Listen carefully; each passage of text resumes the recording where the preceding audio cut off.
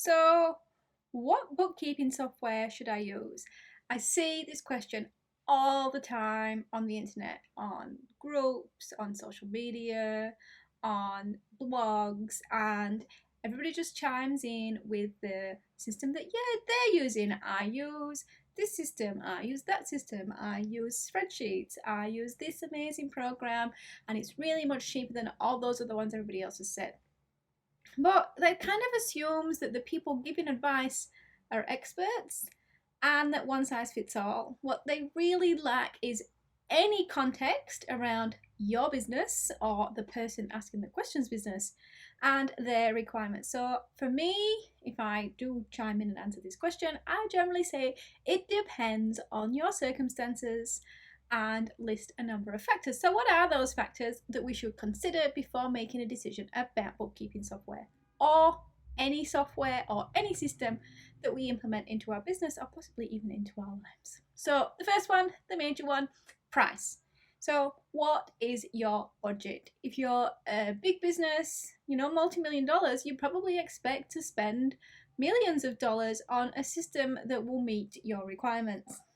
But if you're a small business, you run this on the side of other commitments, then you're probably going to want to spend as little as possible and hopefully even nothing. So there are systems out there that will meet you at the price bracket, but obviously there's a balance between what you pay and what you get. So the second requirement is your requirements, aka what do you need it to do? Do you need payroll? Do you need multiple currencies? Do you need to be able to send 20 bills or reconcile 100 bank account lines? What is it you need for it to do? Like, that's the major one. So people come in and they say, oh, you should use this software because it's free, but they fail to ask, but do you have payroll? Because this software doesn't do payroll. So what do you actually need it to do?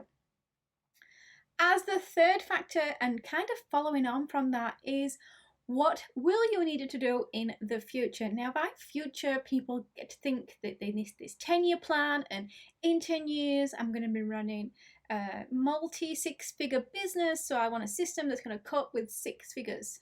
Well, not really, because what you need now and what you need then are probably going to look quite different if you're not already running a six-figure business. So when I ask about future in these conversations with clients, I say kind of, what are you thinking about in the next, 24 months?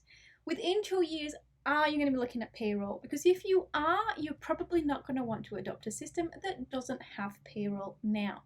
But if in 2 years' time you're like, no, I don't think I will hire anybody as an employee within 2 years, then I say, okay, so we can consider systems without payroll. And the same with business type. Are you a company where you have to have employees, you have to pay superannuation, you have to report as an entity, or are you a sole trader? Are you planning on changing that in the next 24 months? Obviously, what's planned and what actually happened are not always the same, but we can only work from our best estimates.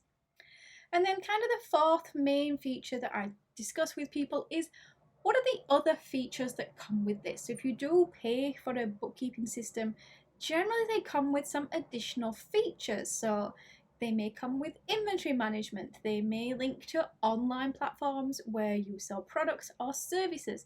They may have an option for timekeeping. If timekeeping is important for your business or you feel it will benefit you, it can often be worth paying that to get that feature. So if you want to go out and you want to track inventory and you're selling on 5 or 6 platforms, tracking inventory in a system that brings all of those platforms together could actually be really helpful and save you a lot of time. So the 4 factors to recap: price, requirements now, potential requirements in the next 2 years, and the additional features that package or software may bring that will benefit you in the next 24 months, really.